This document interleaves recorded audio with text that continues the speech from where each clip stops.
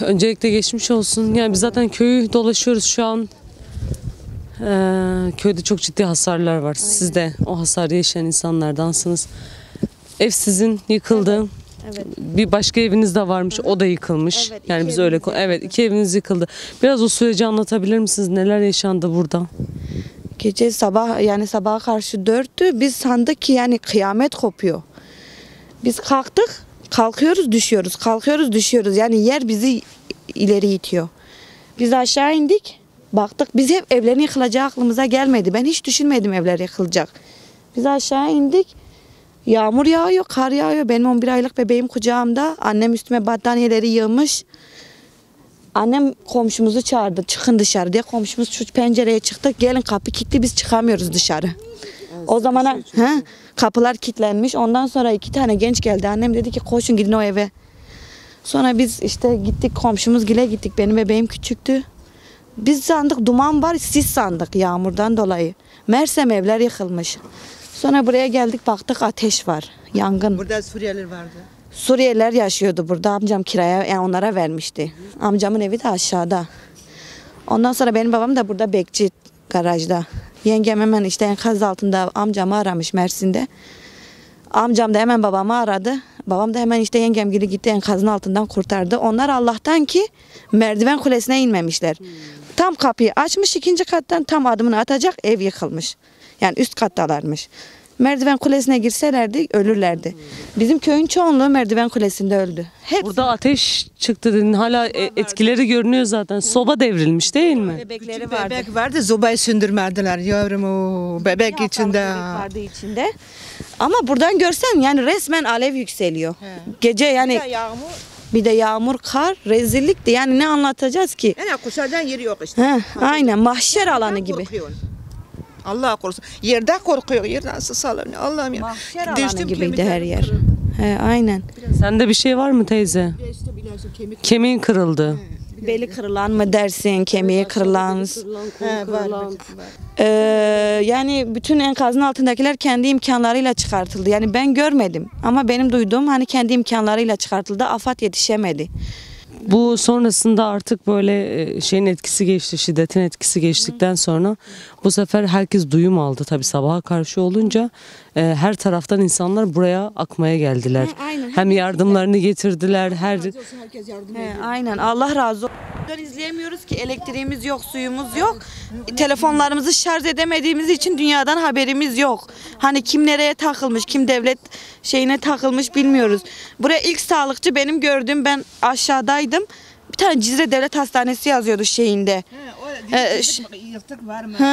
O geldi baktı herkese. Doktor ve yanında sağlık ekipleri vardı. Arasında armasında Cizre Devlet Hastanesi yazıyordu. Geldi bütün hastalara baktı, tek tek ilgilendi. Benim de kızımın burnundan kan geliyordu o gün, ilk gün. Dedim ki niye kan geliyor? O da dedi ki bir şey olmaz dedi, griptendir dedi. Öyle, onu gördüm. Başka devletten gördük mü bilmiyorum. Ben görmedim. Bütün halktan gördük yardımları. Bütün halk gönderdi. Allah razı olsun herkesten. Sen kendin de söyledin. Buralar fay hatları. Buraların deprem koordinasyon merkezlerinin olması gerekiyor. Marmara aynı şekilde. Eski belediye vardı. Bina vermedi. Ruhsat vermedi. O gitti. Şimdi Kemal Buran mı ne? O verdi. Adamlar hep gitti. 5-6 katlı. Hep Kemal Buran o ruhsat verdi. Hep o verdi. Aynen. Kendi yandaşlarına mı verdi? Hepsine para zarıyor, veriyor. Sana veriyor, bana dikiyorum. Yani bakın bu köyde 2 katlı, 3 katlı evler zor dayanırken İslahiye gibi bir yerde 6-7 katın, 10 katın ne gereği var?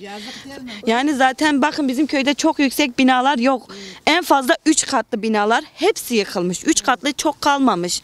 Yani bilmiyorum, bak yengemgilin evi 2 katlı, daha yepyeni evler yıkıldı. Yani İslahiye'de bu kadar yüksek bina verilmenin bir anlamı yoktu, bir mantığı yok. Şu çatısı düşen ev. Şu aşağıda kaldı. İşte şu amcamız size söyledi. Evet. Siz de enkazın altından çıktınız. Mesela o an neler yaşandı? Ben onu da biraz almak istiyorum. Aşağıdaki işte çok korkunçtu. Duvar hepimiz üstümüze yıkıldı. Telefon üstüme. Biz altındayız, gidip kurtardık. Eşimi aradım. Ben dedim ki işte şeyin altındayız. Betonun altındayız. O da hemen abisini aradı, gelip bizi kurtardılar komşularla birlikte. Çok korkunç bir şeydi yani işte. Sen tek miydin çocuklarda? Sen de kızın. Evet. Ama evimiz de Yani ne yazık ki çünkü birçok enkaza ulaşılamadı sesler geldiği halde çoğu insan donarak da öldü. Biz bunların da haberlerini aldık.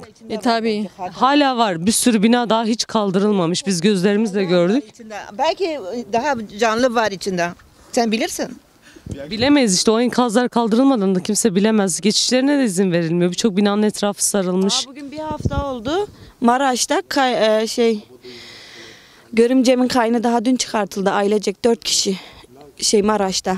Değil mi? Faykatı her şey olacak. Onu tekbiri alıcılar. Yani yıllardır vergiler toplanıyor teyze. TRT'de vergi topluyor, deprem vergisi de toplanıyor, çöp vergisi de toplanıyor. Bu paralar nerede? Herkes bu soruyu soruyor.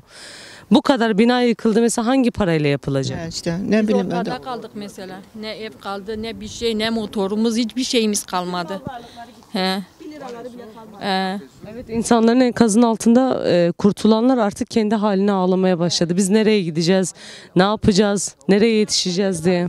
O da gitti. Enkaz altında paramparça oldu. Yani bari o olsaydı diyoruz. Yine halimize şükrediyoruz. Canımız kurtuldu diyoruz. Yani bizden kötüleri var.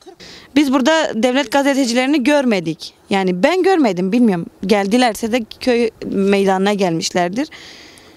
Hani bir tek bina hasar tespitine geldiler. Bir daha da gelen giden yok. Hani bir eksiğiniz var mı, gediğiniz var mı? Yok yani yok. Yani şu an her şeyimiz var ama aynen sağlığımız yok. Şimdi sağlığımız gidecek. Her şey var. Dolu dolu. Allah razı olsun. Her şeyimiz var. Ama su, elektrik olmadıktan sonra yani onlar temel ihtiyaçlar.